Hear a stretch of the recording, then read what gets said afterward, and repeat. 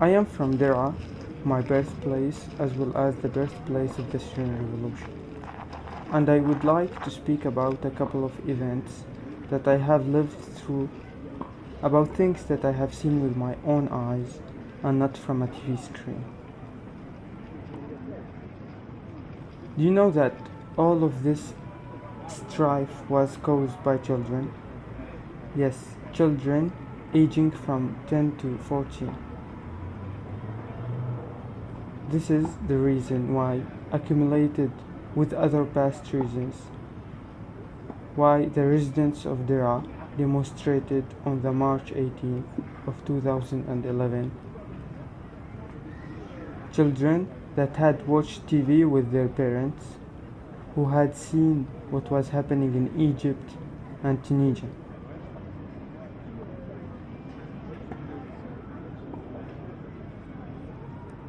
It was in February 2011 that children wrote on their school walls, "It's your turn."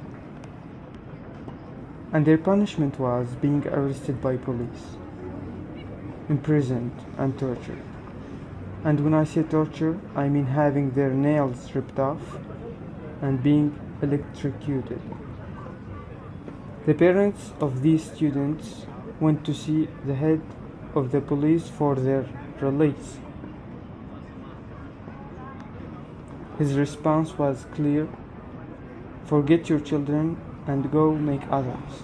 And if you don't know how to make other children, just to bring your wives and we will do it for you.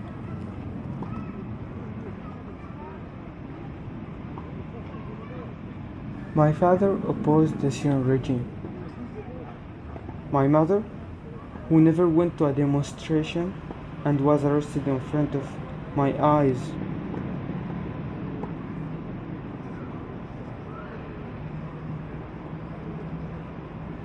This day, the 18th of March, 2 died in the demonstration, and there were other injured. I know that these days 2 might not be a large number, but believe me, at the time it was shocking for Dara. It was much more than a number. It was children who had lost their father, children who had cried the whole night. It was women who had lost their husbands. And why?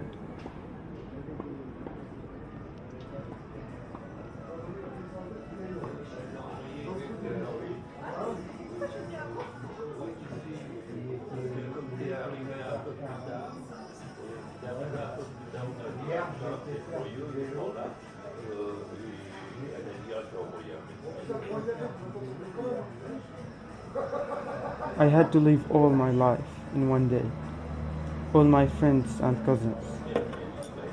I remember the day when I left, how my aunt teased me, saying, "You are going to Paris and you want to bring your perfume with you?" But now seeing the price of perfume in Paris, she absolutely owes me one.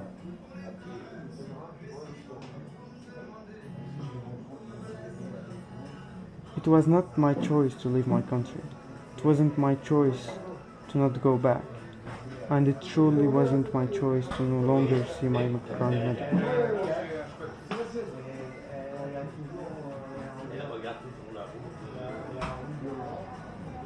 This day I walked towards the car that brought us to the border of Jordan, so we can cross the border walking at night, in secret.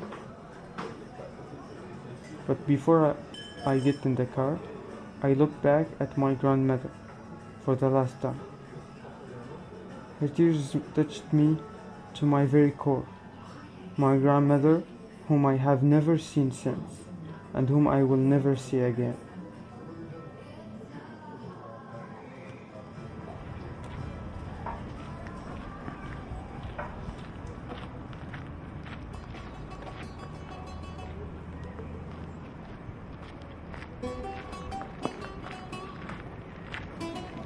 This cruelty of the regime continued until today.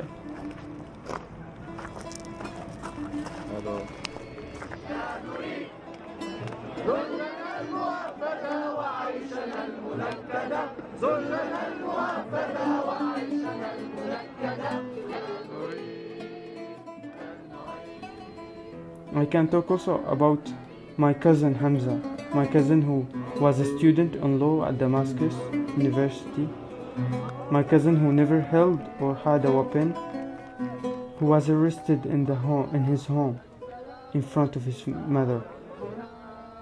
He was tortured like no one can imagine.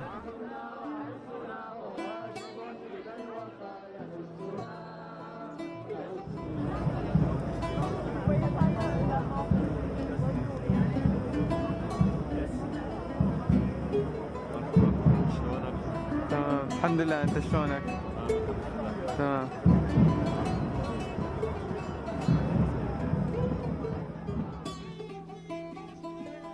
These are some of the reasons why my mother decided that we flee Syria, why I became a refugee. I can talk about tens of horrible scenes that I have seen with my own eyes, about people who came walking kilometers and kilometers from the villages around Daraa, holding bread and milk to feed the children of Daraa, because Daraa was surrounded by the army of my country. La Syrie n'est pas à toi. Hezbollah, casse-toi, la Syrie n'est pas à toi. The next day I saw the street where they walked, and I could only see shoes of these people who tried to flee, milk and bread, all mixed with blood. This day more than 40 died.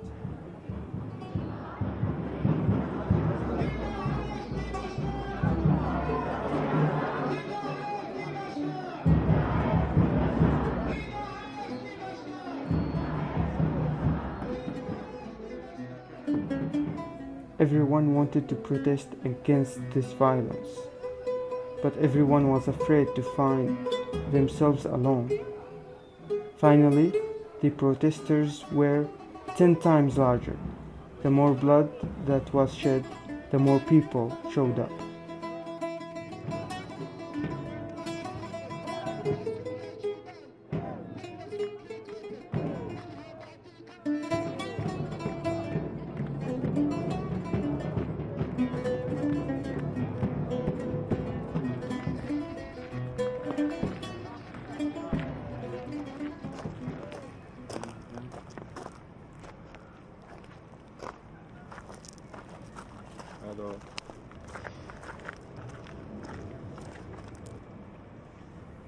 I just want to thank France and all its people for this warm welcoming.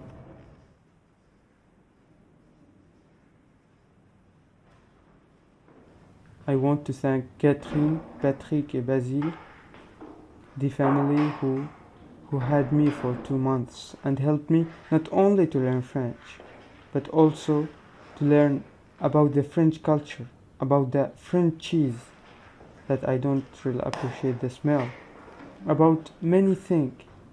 It was the first time when I met French young people of my age.